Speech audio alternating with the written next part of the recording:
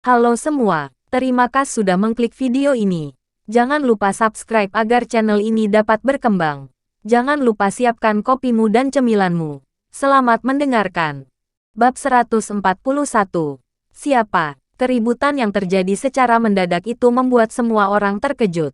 Awalnya, mereka mengira ada orang yang bunuh diri. Namun, setelah melihat dengan saksama, mereka baru menyadari bayangan manusia yang jatuh dari ketinggian itu sedang berdiri di tengah hujan deras.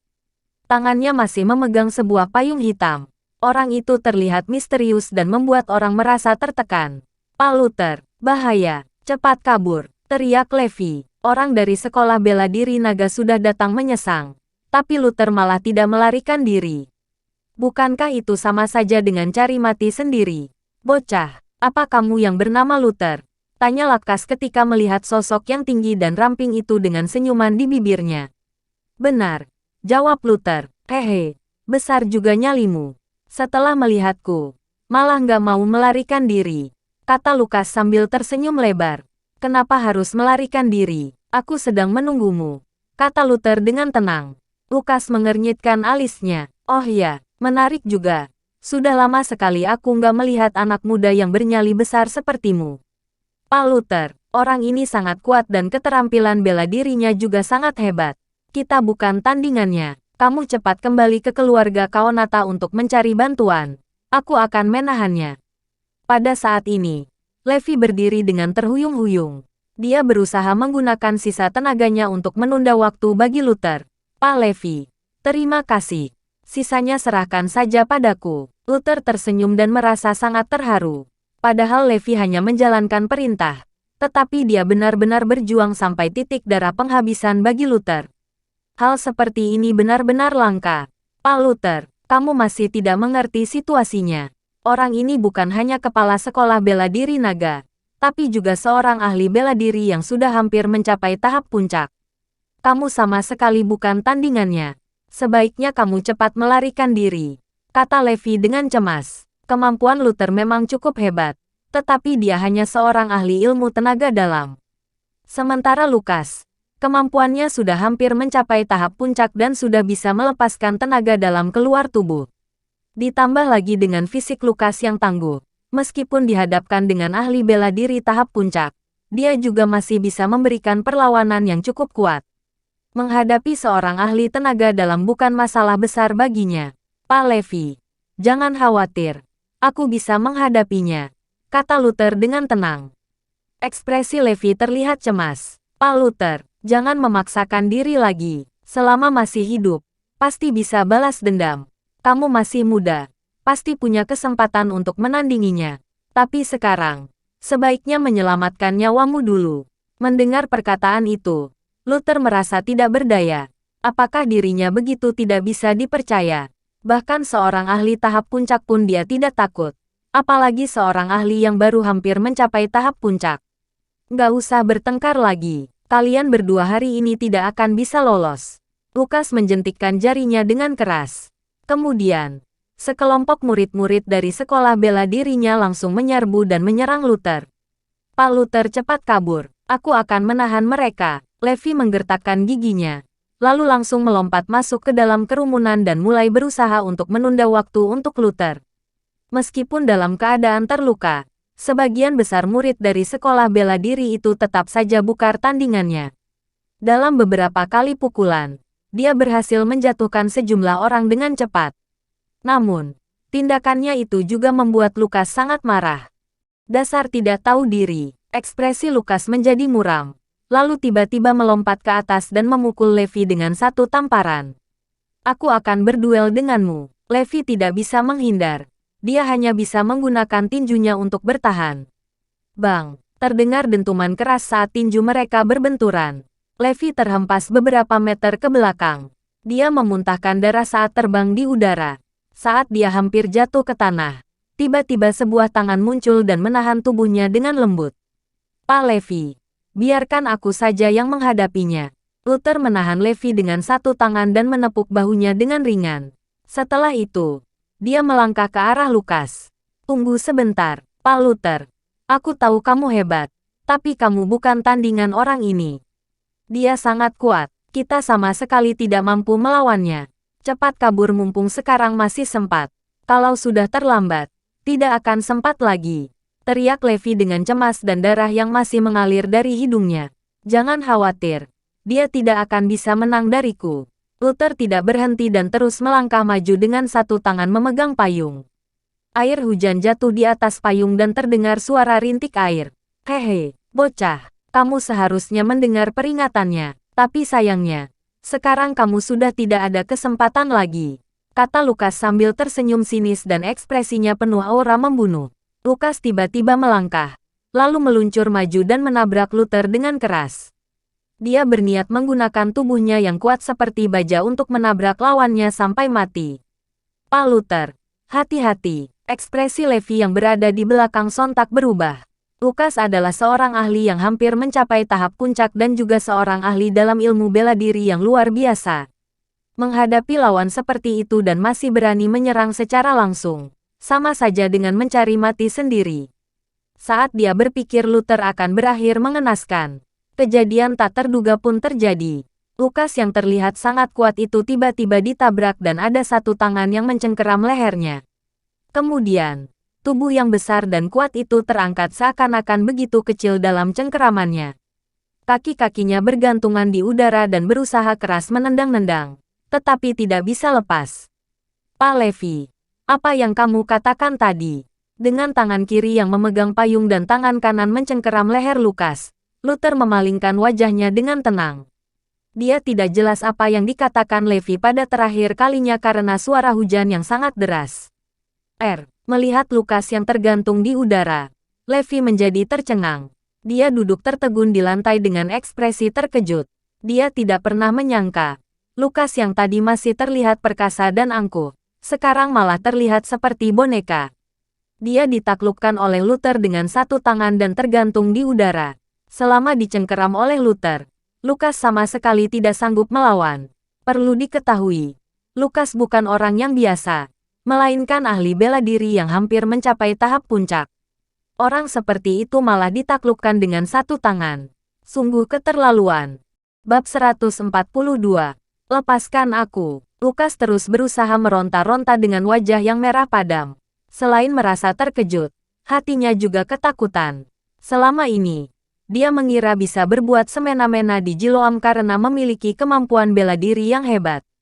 Tak disangka, hari ini dia bertemu dengan seorang ahli tahap puncak. Selain itu, orang ini masih berusia 20-an. Orang ini sangat berbakat, bahkan di seluruh provinsi selatan. Mengapa orang berbakat seperti ini bisa muncul di sini? Sialan, anak ini ternyata begitu hebat. Bahkan Pak Lukas juga bukan tandingannya. Murid-murid sekolah bela diri terkejut dan terpaku. Ekspresi mereka terlihat tidak percaya. Beberapa murid yang lebih cerdik sudah mulai berusaha melarikan diri. Pak Lukas, sepertinya murid-muridmu ini kurang bisa diandalkan. Luther tersenyum. Siapa kamu sebenarnya? Lukas menggetakkan giginya. Dia mencoba untuk melepaskan diri, tetapi tidak bisa mengeluarkan tenaganya sedikit pun. Tidak penting siapa aku sebenarnya. Pulanglah dan beritahu Darwin untuk menyuruh putrinya datang ke sini dan meminta maaf besok. Kalau tidak, dia sendiri yang datang mengunjunginya. Saat berkata demikian, Luther menunjuk ke arah perutnya Lukas. Terdengar suara dentuman dan Lukas langsung memuntahkan darah. Tenaga dalam di tubuhnya tiba-tiba menyebar dan pusat energinya hancur. Semua kultivasinya hilang seketika. Kamu melumpuhkan kultivasiku. Mata Lukas membelalak dengan perasaan terkejut dan ketakutan. Kalau tidak melumpuhkan kultivasimu, apa aku harus mentraktirmu makan? Luther mengayunkan Lukas dengan satu tangan dan melemparkannya ke beberapa meter jauhnya. Pak Lukas, beberapa murid dari sekolah bela diri yang tersisa buru-buru memapah Lukas untuk bangkit. Mereka terlihat marah dan frustrasi, tetapi tidak ada yang berani untuk maju lagi. Hari ini aku telah kalah, tapi ingat, keadaan bisa berubah. Ayo kita pergi. Dengan sedikit darah di sudut mulutnya, Lukas mengajak beberapa murid sekolah bela dirinya pergi dengan keadaan yang menyedihkan. Pak Luther, kamu berhasil mengalahkan Lukas.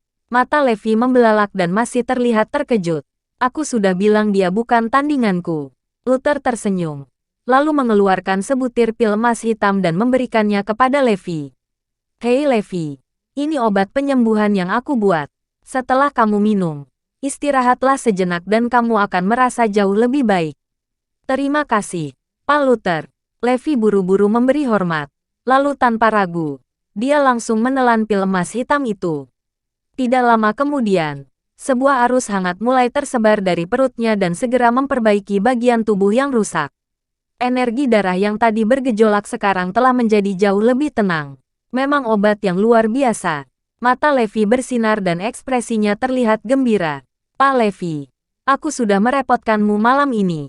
Kamu pulang dan istirahatlah dulu, kata Luther sambil tersenyum. Baik, Levi meminta maaf, lalu mengucapkan selamat tinggal dan pergi. Dilihat dari kekuatan yang telah ditunjukkan, Luther sama sekali tidak membutuhkan bantuannya. Malam segera berlalu. Keesokan paginya, di salah satu kamar pasien VIP di rumah sakit Arta. Ibu, gawat, ada masalah besar. Kinan masuk dengan kepala penuh keringat dan terlihat sangat panik. Anak sialan, pagi-pagi begini kenapa kamu teriak-teriak? Helen yang masih tertidur, langsung terkejut dan melompat bangun. Ekspresi beberapa kerabat yang tinggal semalam untuk merawat Ariana di rumah sakit juga terlihat kesal. Sambil bernapas terengah-engah, Kinan berkata, "Gawat, tadi, aku menerima berita bahwa Tuan Darwin telah memberlakukan boikot terhadap keluarga kita. Hampir seluruh lingkaran bisnis di Jiloam telah memasukkan kita ke dalam daftar hitam." Helen tertegun sejenak dan terlihat tidak percaya. Apa? Boikot? Kinan, apa kamu sedang bercanda? Kenapa bisa terjadi hal seperti ini? Kinan berkata dengan ekspresi sedih. Mana mungkin aku bercanda dengan hal seperti ini? Sejak tadi, saham grup Pesona telah anjlok drastis. Kalau hal ini berlanjut, dalam 3 hari, keluarga Warsono akan bangkrut. Begitu mendengar perkataan itu, keadaan di dalam kamar pasien menjadi kacau. Kenapa bisa begitu? Kenapa Tuan Darwin tiba-tiba melakukan boikot terhadap keluarga Warsono? Benar, kita tidak ada dendam dengan Tuan Darwin. Tidak mungkin dia melawan keluarga kita. Semuanya menjadi panik dan tidak tahu harus bagaimana. Perlu diketahui, orang itu adalah Darwin, salah satu dari 3 bos besar. Dengan kemampuan koneksinya, mau memberlakukan boikot kepada keluarga Warsono adalah hal yang mudah. Kinan, apa yang sebenarnya telah terjadi?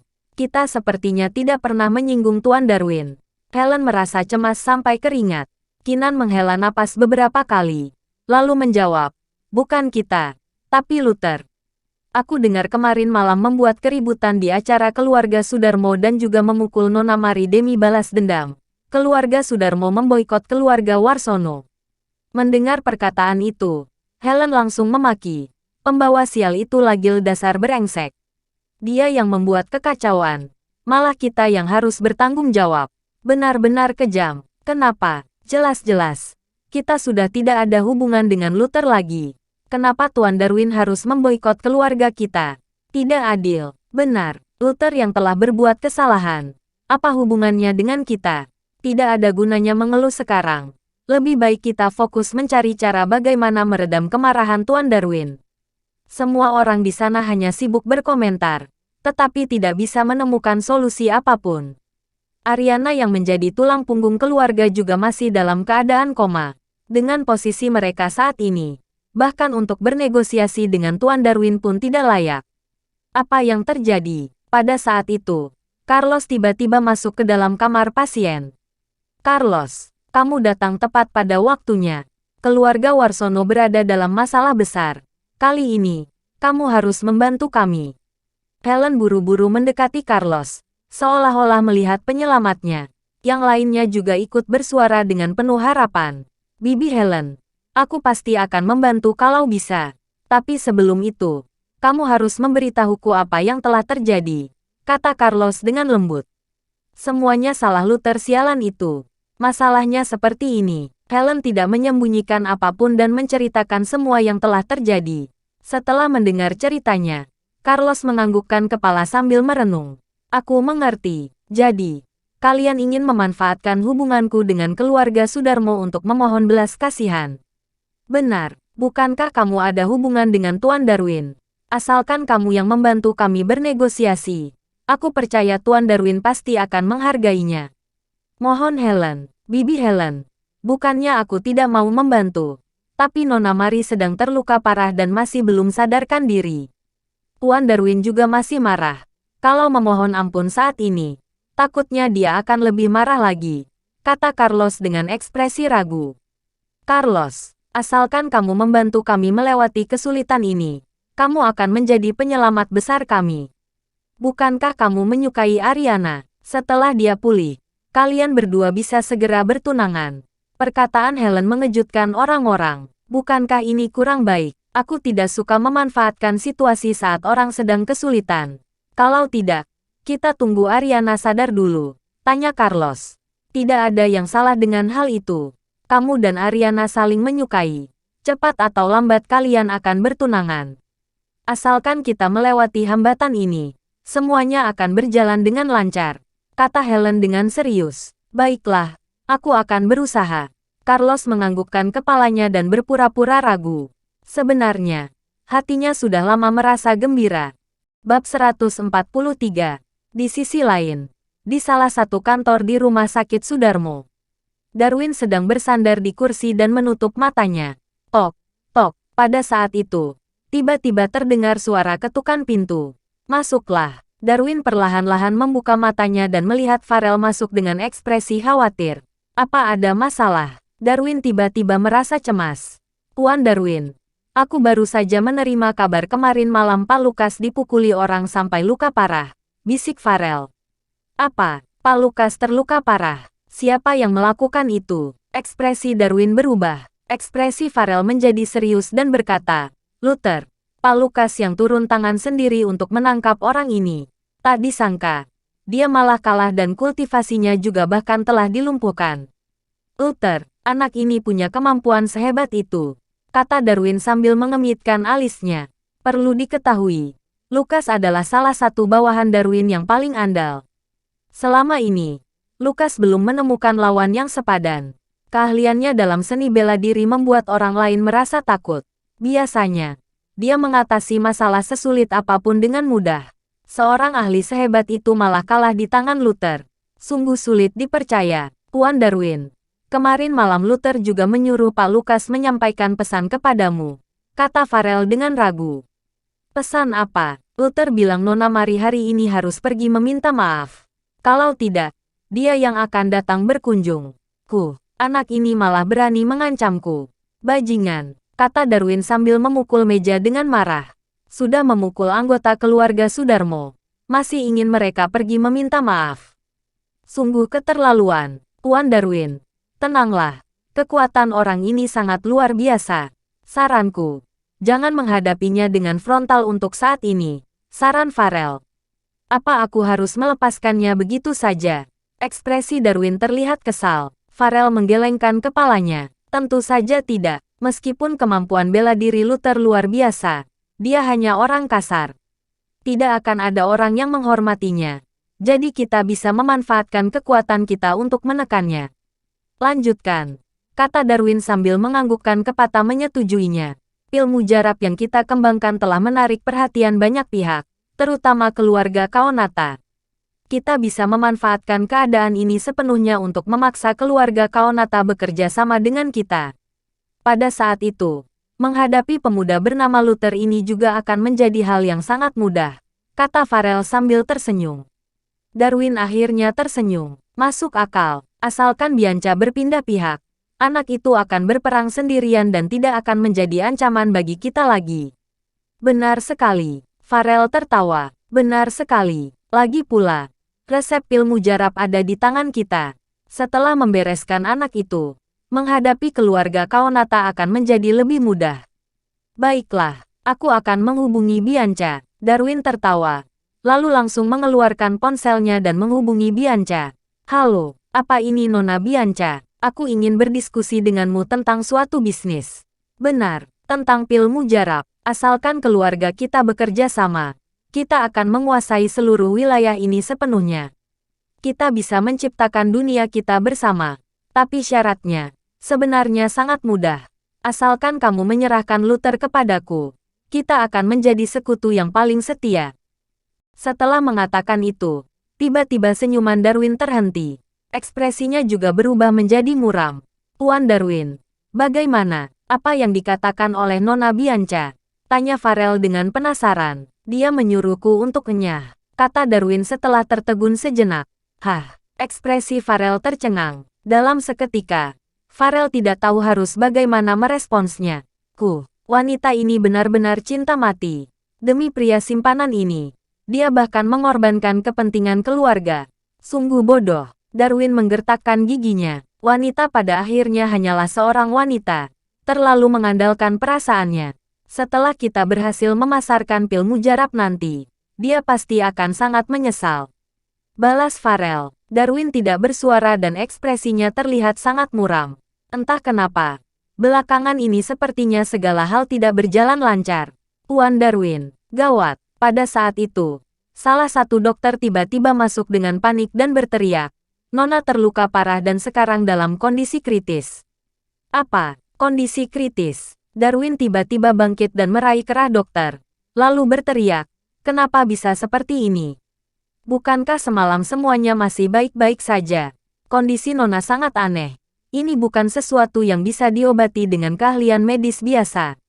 Anda perlu pergi dan melihatnya sendiri, kata dokter dengan ekspresi panik. Bawa aku ke sana. Ekspresi Darwin muram. Dia mengikuti dokter itu dan segera tiba di ruang perawatan intensif. Pada saat ini, Mari terbaring dengan wajah pucat di atas ranjang. Matanya setengah terpejam dan ekspresinya sangat kesakitan, seolah-olah sedang tersiksa. Mari, bagaimana perasaanmu? Darwin buru-buru berlutut di sisi tempat tidur dengan ekspresi khawatir. Ayah, aku sangat kesakitan, sangat menderita. Suara Mari terdengar lemah dan terlihat tidak bersemangat, seolah-olah akan mati. Apa yang sebenarnya telah terjadi? Kenapa putriku bisa menjadi seperti ini? Darwin berbalik dan melirik dokter itu. Tuan Darwin, kami sudah berhasil menghubungkan kembali tulang-tulang yang patah di tubuh Nona. Dalam waktu singkat, dia akan segera pulih.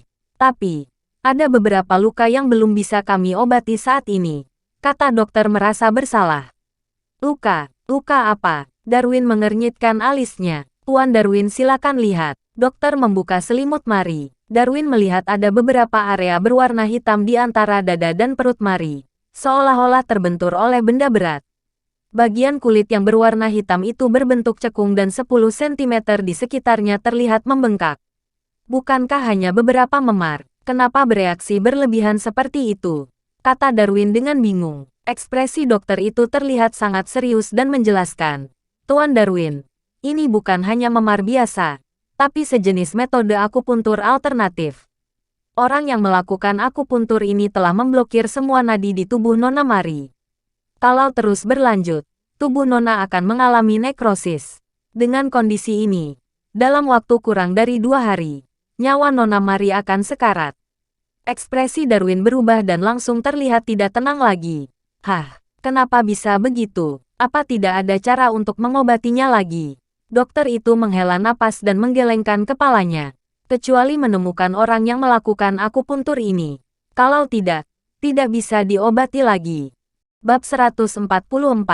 Tidak bisa diobati. Darwin mengernyitkan alisnya dan ekspresinya terlihat muram. Kalau begitu, hanya bocah yang bernama Luther itu yang bisa menyembuhkan penyakit putriku. Hanya orang yang melakukan akupuntur itu yang bisa mengobatinya. Jadi kamu harus mencari orang itu, kata dokter itu. Bocah ini benar-benar kejam. Dia malah melakukan trik murahan seperti ini. Darwin menggertakkan giginya dan tatapan matanya penuh dengan niat jahat. Tuan Darwin, bagaimana sekarang? Tanya Farel. Usaha untuk membujuk Bianca sudah gagal dan Lukas juga dipukul hingga terluka parah. Baik dengan diskusi ataupun kekerasan juga tidak bisa. Dalam seketika, mereka merasa sepertinya tidak berdaya menghadapi Luther. Yang terpenting adalah nyawa Mari masih berada di tangan Luther. Meskipun dia berencana untuk balas dendam, saat ini dia menjadi merasa tangguh juga dan tidak berani bertindak gegabah. Setelah merenung sejenak, Darwin akhirnya berkata, telepon bocah itu dan bersiap untuk bernegosiasi. Baik. Farel tidak berani menunda dan buru-buru mencari nomor telepon Luther. Setelah tersambung, Dia memberikan ponselnya kepada Darwin. "Halo, siapa ini?" kata Luther. Darwin berusaha menahan amarahnya dan berkata dengan nada dingin, "Aku Darwin. Anak muda. Aku tanya kamu, apa kamu yang membuat tubuh putriku seperti ini?" "Oh, ternyata Tuan Darwin. Kalau maksudmu soal aku puntur, itu memang perbuatanku," jawab Luther dengan tegas. "Nyalimu benar-benar besar. Berani-beraninya kamu memukul putriku." Darwin menggertakkan giginya. "Kenapa kamu nggak bertanya apa yang telah dilakukan putrimu? Kalau dia tidak menyiksa orang lain, mana mungkin dia bisa seperti ini?" Kata Luther dengan tenang. Aku nggak mau berdebat mengenai masalah ini dengan Ninu. Sekarang, segera lepaskan aku puntur di tubuh putriku." Perintah Darwin. "Kenapa aku harus mengikuti perintahmu? Apa kamu tidak terlalu sombong?" Kata Luther sambil tertawa. "Kamu ingin bernegosiasi denganku? Baiklah, asalkan kamu melepaskan akupunkturnya. Aku jamin tidak akan meminta pertanggungjawabanmu lagi kelak." "Hehe, hanya ini. Selain itu, aku akan segera mencabut boikot terhadap keluarga Warsono dan memulihkan reputasi mereka." "Tuan Darwin, sepertinya kamu masih belum paham. Bukan hanya hal-hal ini yang aku inginkan. Jadi, apa yang kamu inginkan?" "Sangat mudah. Aku ingin putrimu meminta maaf." "Apa? Meminta maaf?" Ekspresi Darwin terlihat terkejut. "Meminta maaf karena memukul orang tanpa sebab. Bukankah ini hal yang wajar?" Tanya Luther. "Bocah, kamu kira kamu ini siapa? Kamu ingin keluarga Sudarmo untuk meminta maaf pada kalian? Apa kalian layak?" Amarah Darwin membara. Darwin memutuskan untuk tidak memperpanjang masalah ini, sebenarnya sudah termasuk berbelas kasihan. Luther malah ingin keluarga Sudarmo meminta maaf. Sungguh gila. Tidak usah dibahas lagi kalau tidak ingin meminta maaf. Tapi jangan salahkan aku tidak memperingatkanmu. Putrimu seharusnya sudah tidak bisa bertahan lebih lama lagi. Setelah mengatakan itu, Luther langsung menutup teleponnya. Bocah ini benar-benar keterlaluan. Darwin sangat marah dan hampir saja menghancurkan ponselnya.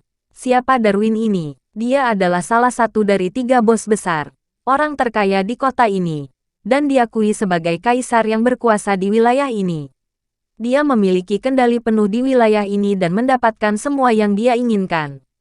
Kapan dia pernah dihina seperti ini sebelumnya? Meminta maaf kepada keluarga Warsono yang rendahan. Di mana kehormatan dan harga diri keluarga Sudarmo jika hal ini tersebar?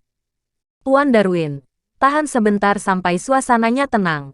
Demi keselamatan Nona, lebih baik setuju dengan permintaannya dulu," saran Farel dari samping.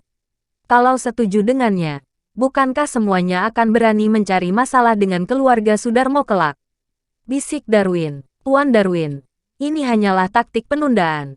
Setelah menyelamatkan Nona Mari, kita baru pelan-pelan mencari cara untuk menghadapi anak itu juga masih belum terlambat," kata Farel. Setelah mendengar perkataan itu, Darwin terdiam. Memang ucapan Farel cukup masuk akal, tetapi dia harus merelakan kehormatan keluarga Sudarmo untuk meminta maaf kepada orang itu. Memikirkannya saja sudah membuat Darwin kesulitan menahannya. "Ayah, aku benar-benar kesakitan. Selamatkan aku." Mari yang berbaring di atas tempat tidur terus mengeluh kesakitan. Melihat wajah putrinya yang kesakitan, Darwin menarik napas dalam-dalam dan akhirnya memilih untuk mengalah. Darwin menghubungi nomor Luther lagi. "Anak muda, aku setuju dengan persyaratanmu. Tapi sebaiknya kamu jangan main-main denganku. Meminta maaf juga harus tulus. Kalau sikapmu terus seperti ini, tidak usah dibahas lagi," kata Luther dengan tenang. "Kamu..." Sudut mata Darwin berkedut dan terpaksa menahan amarahnya. "Baiklah, siang ini aku akan mengirim seseorang untuk langsung pergi meminta maaf. Aku menunggu kedatangannya." Setang harinya, di dalam kamar pasien VIP di rumah sakit Dom, Ariana sudah bangun dan pipinya yang bengkak juga sudah sedikit mereda. Namun, kedua tangannya masih terbalut perban. Masih harus menghindari gerakan yang terlalu besar untuk sementara waktu. Saat Luther memasuki ruangan dengan membawa keranjang buah, dia melihat sekelompok orang dari keluarga Warsono sedang berdiskusi. Bahkan Darius yang selalu menyendiri, saat ini juga hadir di sana. Begitu Luther masuk, Helen yang tadi tenang langsung bangkit dan memarahinya. "Luther, kamu masih berani datang ke sini? Apa kamu tahu kamu sudah mencelakai kami? Karena tindakanmu, keluarga Sudarmo sudah memberlakukan boikot. Sekarang, grup Pesona akan bangkrut. Apa kamu sudah puas? Meskipun yang lainnya tidak mengeluarkan suara, ekspresi mereka penuh dengan kemarahan. Bahkan Ariana juga mengernyitkan alisnya. Dia baru saja sadar, tetapi sudah mendengar kabar tentang boikot itu. Alasannya adalah karena Luther bertindak gegabah dan memukul Nona Mari. Meskipun dia tahu Luther melakukan itu karena dirinya. Namun, bantuannya yang merepotkan itu malah membuat seluruh keluarga Warsono resulitan. Sudah, jangan ribut lagi. Luther melakukan ini juga demi membantu Ariana. Dia memang gegabah, tapi niatnya baik. Darius mencoba mengubah suasananya. Ayah, sudah sampai seperti ini. Ayah masih membelanya. Apa harus menunggu dia merusak keluarga kita sepenuhnya baru puas? Helen menggertakkan giginya. Kalian tidak usah khawatir. Aku sudah menyelesaikan masalah keluarga Sudarmo, kata Luther dengan tenang. Kamu menyelesaikannya. Bagaimana kamu menyelesaikannya? Kalau kamu benar-benar sehebat itu, apa mereka akan memberlakukan boikot kepada keluarga Warsono? Pergi sana. Aku tidak ingin melihatmu lagi. Pergi kamu, kata Helen dengan ekspresi marah. Saat mengatakan itu, Helen bahkan merebut keranjang buah dari tangan Luther dan melemparnya dengan keras ke lantai. Bab 145. Melihat Helen yang bertindak kasar, Darius tidak bisa menahan diri dan berkata, "Sudah cukup. Sekarang bukan saatnya untuk menuntut tanggung jawab. Kita seharusnya saling membantu untuk menghadapi kesulitan dan melewati masa sulit bersama, bukan bertengkar di sini." Mudah bagi ayah berkata seperti itu. Saat ini kita sedang menghadapi boikot dari keluarga Sudarmo. Dalam beberapa hari lagi, kita mungkin akan bangkrut. Pada saat itu, tidak ada tempat lagi bagi kita di Jiloam. Helen merasa sangat marah. Benar, kalau bukan karena Luther membuat masalah dan membuat kita terlibat, mana mungkin keluarga Warsono akan berada dalam situasi seperti ini sekarang. Kinan dan sekelompok orang lainnya ikut berbicara. Luther, apa yang sebenarnya telah terjadi? Aku harap kamu bisa menjelaskannya kepadaku, kata Ariana secara tiba-tiba. Saat ini, Ariana masih memberi kesempatan kepada Luther untuk menjelaskannya. Mari bertindak sewenang-wenang. Aku hanya memberinya pelajaran. Luther tidak membantah. Nah, apa kalian semua mendengarnya? Dia yang memukul orang. Dia juga yang membuat kekacauan ini. Keluarga Warsono diboikot gara-gara dia. Teriak Helen lebih keras lagi. Luther, kamu si pembawa sial. Kamu telah membuat kami begitu menderita. Hari ini kamu harus mempertanggungjawabkan perbuatanmu kepada kami. Menurutku, lebih baik kita ikat dia dan menyerahkannya kepada keluarga Sudarmo. Dengan begitu, amarah mereka baru bisa mereda. Semua orang berbicara bersamaan dengan emosi yang menggebu-gebu. Luther, kamu benar-benar terlalu gegabah. Kamu tahu siapa Nona Mari itu? Apa kamu boleh memukulnya seperti itu? Apa kamu tahu kamu sedang dalam masalah besar? Kata Ariana sambil mengernyitkan alisnya. Jadi maksudmu, aku harus melihatmu dipukul dan dihina juga tidak boleh berbuat apa-apa? Kata Luther dengan ekspresi dingin. Tidak masalah jika Helen dan yang lainnya tidak memaklumi tindakan Luther. Namun, jika Ariana juga menyalahkannya, itu membuat hati Luther merasa sedih. Jangan mencoba mengalihkan topiknya. Aku hanya ingin memberitahumu. Sebelum melakukan sesuatu, kamu harus mempertimbangkan akibatnya. Saat ini, kamu bukan hanya mencelakai kami, tapi dirimu sendiri juga. Kata Ariana dengan ekspresi muram. Aku tidak memikirkannya dengan begitu rinci seperti kalian. Aku hanya tahu harus balas budi dan dendam. Kata Luther dengan nada dingin. Dengarlah, bocah ini benar-benar tidak mau bertobat. Sepertinya kita tidak punya pilihan selain menyerahkannya kepada keluarga Sudarmo, kata Helen sambil memberi isyarat kepada kedua pemuda dari keluarga Warsono di sampingnya. Kedua pemuda itu langsung mengerti maksudnya dan menekan pundak Luther. Jaga sikapmu. Kalau tidak, kami tidak akan segan denganmu. Luther mengernyitkan alisnya dan baru saja hendak bertindak. Rosalind tiba-tiba masuk dan berteriak dengan ekspresi panik. Bibi, gawat. Keluarga Sudarmo membawa orang-orang untuk menyerang kemari. Apa? Begitu mendengar perkataan itu, semua orang menjadi terkejut.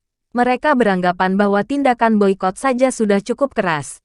Tidak disangka keluarga Sudarmo masih belum puas. Langsung datang dengan sekelompok orang. Apakah mereka berencana untuk menghabisi keluarga Warsono semuanya?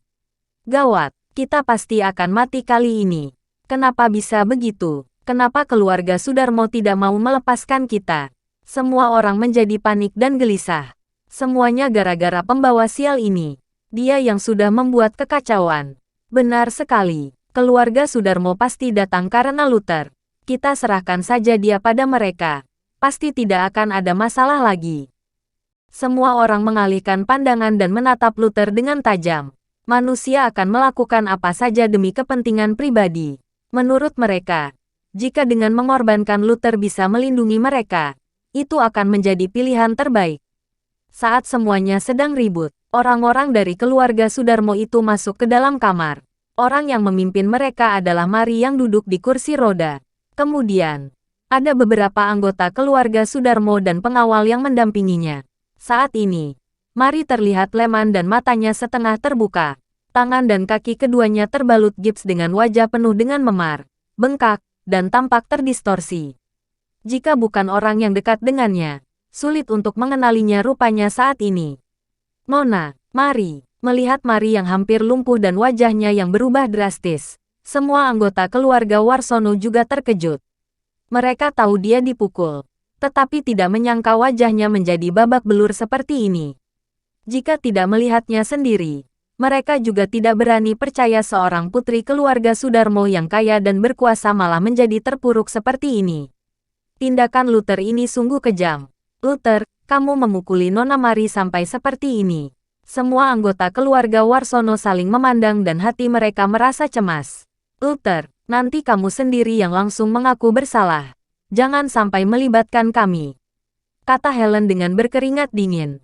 Situasinya lebih serius daripada yang dibayangkan Helen. Kinan bahkan bersikap lugas. Dia langsung maju dan berlutut di hadapan semua anggota keluarga Sudarmo. Nona Mari, ini tidak ada hubungannya dengan kami. Luther yang memukulmu. Kamu cari dia untuk bertanggung jawab saja. Aku mohon kamu melepaskan kami. Mohon Kinan. Melihat kejadian itu, semua anggota keluarga Warsono diam-diam merasa kagum. Tidak heran Kinan adalah pemuda terbaik dari keluarga Warsono. Dia mampu menyesuaikan diri dan bertanggung jawab. Saat menghadapi bahaya, dia yang pertama kali maju menghadapinya. Bukankah suatu kebanggaan bagi keluarga Warsono bisa memiliki putra seperti ini? Melihat Kinan yang tiba-tiba berlutut, orang-orang dari keluarga Sudarmo saling memandang. Mereka tidak mengerti apa yang telah terjadi. Bukankah mereka yang seharusnya meminta maaf? Kenapa malah menjadi sebaliknya? Apa yang telah terjadi? Anak muda, apa ada kesalahpahaman? Pelayan keluarga Sudarmo menunjukkan ekspresi aneh. Meskipun telah menghadapi banyak situasi sulit, dia tidak pernah menyangka akan terjadi situasi seperti ini. Oh ya, aku hampir lupa. Kinan mengira keluarga Sudarmo masih merasa belum puas dan langsung melambaikan tangannya kepada orang di belakangnya. Bawa Luther ke sini, suruh dia bersujud dan meminta maaf kepada keluarga Sudarmo. Tidak usah kalian menyuruhku, aku pergi ke sana sendiri. Luther mengusir dua orang yang mencoba menariknya dan berjalan ke depan dengan tegas. Semuanya, ini dia yang memukul. Saat Kinan menunjuk ke arah Luther dan hendak berteriak. Namun, begitu semua anggota keluarga Sudarmo melihat Luther, ekspresinya berubah dan langsung berlutut di lantai.